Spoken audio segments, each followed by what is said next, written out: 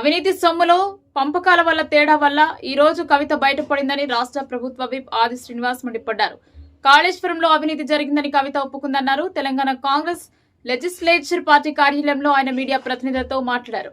కవిత వ్యవహార శైలిపై నిప్పులు చెరిగారు. కాంగ్రెస్ పార్టీ మొదటి నుండి చెప్పింది కాళేశ్వరం ప్రాజెక్టు కల్వకుంట్ల కుటుంబానికి కామధేను అయ్యిందని ఆయన గుర్తు చేశారు. అది నేడు నిజమైంది అంటూ దెప్పిపొడిచారు. తెలంగాణ కాంగ్రెస్ లెజిస్లేచర్ పార్టీ కార్యాలయంలో ఆయన మీడియా ప్రతినిధులతో మాట్లాడారు. కవిత వ్యవహార శైలిపై నిప్పులు చెరిగారు. కాంగ్రెస్ పార్టీ మొదటి నుండి చెప్పింది కాళేశ్వరం ప్రాజెక్టు కల్వకుంట్ల కుటుంబానికి కామధేను అయిందని ఆయన గుర్తు చేశారు. అది నేడు నిజమైందంటూ దెప్పిపొడిచారు. ఆనాడు కాంగ్రెస్ ప్రభుత్వం అధికారంలోకి రాగానే కాళేశ్వరం ప్రాజెక్టుపై విచారణ జరుపుతామని రాహుల్ గాంధీ రేవంత్ రెడ్డి ఆనాడు చెప్పారని ఆది శ్రీనివాస్ వ్యాఖ్యానించారు. నేడు కాళేశ్వరం ప్రాజెక్టుపై సిబిఐ విచారణ చేపడుతున్నాం. కల్వకుంట్ల కుటుంబం కాళేశ్వరం పేరుతో తెలంగాణ సంపదనంతా దోచుకున్నారు. ఆనాడే హరీష్ సంతోష్ రావు అవినీతిపై కవిత ఎందుకు స్పందించలేదు? కవిత కుటుంబ కలహాలతో కాంగ్రెస్ పార్టీకి ఏం సంబంధం? కాంగ్రెస్ పార్టీ మొదటి నుండి చెప్పిందే కవిత ఈ రోజు చెప్పింది. రేవంత్ రెడ్డి ఎవరి వెనుక ఉండి నడిపించడు. రేవంత్ రెడ్డి ఒక నాయకుడు, అతని వెనుకని అందరూ ఉంటారు. హరీష్ రావు అక్రమాలను బయట పెట్టిందే రేవంత్ రెడ్డి. ఇన్ని రోజులు కల్వకుంట్ల కుటుంబ సభ్యులు కడుపులో కత్తులు పెట్టుకుని బయటికి కౌగిలించుకున్నారు. హరీష్ రావుకు రెండవసారి సాగునీటి మంత్రిగా ఇవ్వకుండా కేసీఆర్ తన వద్ద ఉంచుకుని తన సంపదను పెంచుకున్నాడు. సిబిఐ విచారణ జరిపి బాధ్యులపై చర్యలు తీసుకుంటాం కానీ ఆది శ్రీనివాస్ అన్నారు. ఎన్ని రోజులకు కేసీఆర్ పాపం పండిందని, చేసిన తప్పులకు మూల్యం చెల్లించుకోక తప్పదని హెచ్చరించారు. కేవలం కుటుంబ కలహాలు మరియు పంపకాలలో తేడా వల్లనే కవిత భారత రాష్ట్ర సమితి పార్టీ నుంచి బయటకు వచ్చిందని ఆయన స్పష్టం చేశారు. కవిత ఎపిసోడ్ చూస్తే కాళేశ్వరంలో 100% అవినీతి అక్రమాలు జరిగినాయని చెప్పని తేటతెల్లమైనటువంటి సందర్భంలో ప్రజలందరూ కూడా నమ్ముతున్న సందర్భంలో కాంగ్రెస్ పార్టీ మొదటి నుండి కాళేశ్వరం వారి కుటుంబానికి కామధేనుగా మారిందని చెప్పి మేము తరచూ అంటున్న సందర్భం మా పీసీ రేవంత్ రెడ్డి గారు కాళేశ్వరం దగ్గర మేడిగడ్డ కుంగిపోయినప్పుడు రేవంత్ రెడ్డి గారితో పాటు రాహుల్ గాంధీ గారు కూడా వెళ్ళినప్పుడు మా ప్రభుత్వం వచ్చిన తర్వాత విచారణ జరుపుతూ తగు చర్యలు తీసుకుంటామని ఇచ్చిన మాట ప్రకారం ముందుకు పోయిన సందర్భం ఈరోజు పీసీ ఘోష్ కమిషన్ లో తప్పు చేసింది ఆనాటి బీఆర్ఎస్ ప్రభుత్వం, ఆనాటి ముఖ్యమంత్రి కేసీఆర్ గారు, హరీష్ రావు గారు తదితరులు ఈట రాజేంద్ర గారితో పాటు తెలంగాణ సంపదనంతా దోచుకున్నారు అనేది ఒకవైపు తెలిసినటువంటి సందర్భంలో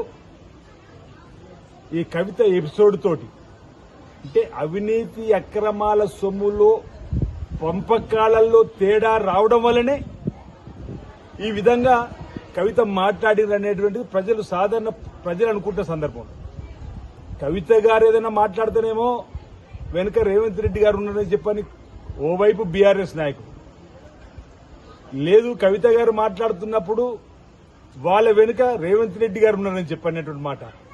రేవంత్ రెడ్డి గారు ఒక నాయకుడు, ఆయన వెనుకనే అందరూ ఉండాలి. ఆయన ఒక్కరు వెనుక ఉండాల్సిన అవసరం ఏముందో నేను అడుగుతున్నా. రేవంత్ రెడ్డి గారు ఒక నాయకుడు, ఆ నాయకుడి ఆధ్వర్యంలో జరిగిన ఎన్నికల్లో కాంగ్రెస్ పార్టీ ప్రభుత్వం అధికారంలోకి వచ్చింది. అలాంటి మా రేవంత్ రెడ్డిని పట్టుకుని ఒక వర్గమేమో కవిత వెనుక ఉన్నదని చెప్పంటారు, కవితనేమో హరీష్ రావు, సంతోష్ రావు వెనుకున్నదని చెప్పనమాట. ఇది హాస్యాస్పదం. ఇన్ని రోజులు ఆ కుటుంబ సభ్యులు కత్తులు కడుపులో పెట్టుకుని కౌగలించుకున్నట్టుగా ఉంది ఇప్పుడు ఈ రోజు ఈ తీరు చూస్తుంటే. అంటే కాళేశ్వరంలో జరిగినటువంటి అవినీతి సొమ్ములో నా వాటా ఏదని కవిత అడిగిందా? లేదు అవినీతి సొమ్ములో కవితకేమన్నా ఇవ్వలేకపోయినరా? దానివల్ల జరిగినటువంటి తేడాలలోనే ఈరోజు ఆమె మాట్లాడినటువంటి మాటలకి మేము భావిస్తున్నాం తప్ప ముమ్మాటికి కవిత మాటలతోని హరీష్ రావు, సంతోష్ రావుగా పాపంలో భాగం ఉందంటే అందుకే మొదటిసారి సాగునీటి శాఖ మంత్రులు హరీష్ రావు ఉన్నారు, రెండోసారి లేడు అంటే ఈరోజు కవిత గారు కూడా ఆనాడు అడగాల్సి ఉండే. ఏదో ఏ రోజైతే మొదటి 5 ఏళ్లలో అవినీతి సొమ్మును హరీష్ రావు ఖాతాకు పోతుందని చెప్పని గమనించి అందుకేనేమో రెండోసారి ముఖ్యమంత్రి హోదాలో కేసీఆర్ గారే సాగునీటి శాఖను కూడా పెట్టుకున్నాడు. అంటే అందులో ఉన్నటువంటి అవినీతి అక్రమాల సొమ్మును అటువైపు పోకుండా మళ్లించుకోండి. ఇదంతా పాపం పండింది.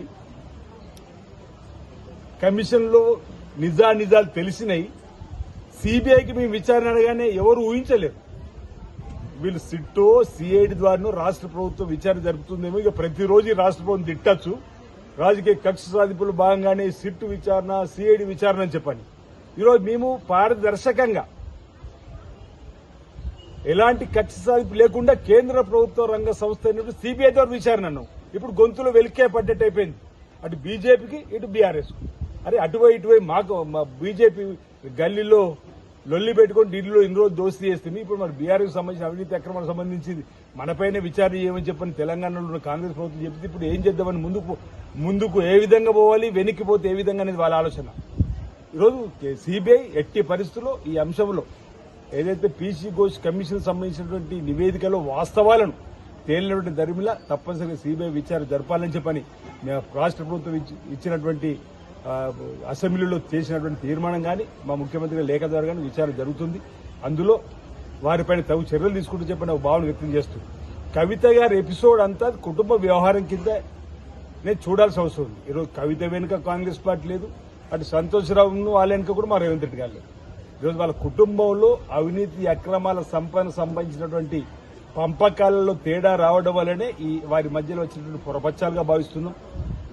డబ్బు ఎక్కువైందే కాబట్టి సామాజిక పొగడుతో ఏదైతే ముందుకు పోవాలని చెప్పిన ప్రయత్నం అది ప్రజలు గమనిస్తారు. సరే కవిత గారికి కేసీఆర్ గారు లేకపోతే కవిత ఎక్కడదని చెప్పడం వీరంటున్నారు. అసలు కాళేశ్వరం లేకపోతే మీద ఇంత డబ్బు ఎక్కడదని ఇంకో వర్గం వారు అంటున్నారు. ఏది ఏమైనప్పటికీ ఈ ఎపిసోడ్ వల్ల కవిత ప్రశ్నించే తత్వం కానీ, కవితను బీఆర్ఎస్ పార్టీ నుంచి సస్పెండ్ చేయడం కానీ, ఆ తదుపరి కవిత గారు నేనేదో నూతనంగా పార్టీ పెట్టుకుంటా నువ్వు ఇచ్చిన 10 ఎందుకని రాజీనామా చేయడానికి ముందుకు వచ్చిన ఈ ఎపిసోడ్ మొత్తంలో అర్థమయ్యే అంశం ముమ్మాడికి కాళేశ్వరంలో అవినీతి అక్రమాలు జరిగినాయి. అందుకే ఈ గొడవ అనేది ప్రజానీకం అనుకుంటుంది. రేపు సిబిఐ కూడా అదే తేలుస్తుంది. తప్పనిసరిగా తప్పు చేసిన వారు తిరిగి డబ్బు కట్టాల్సిందే, కట్టకట్టాలని లెక్కించాల్సిందే చెప్పని భావిస్తా ఉన్నాను.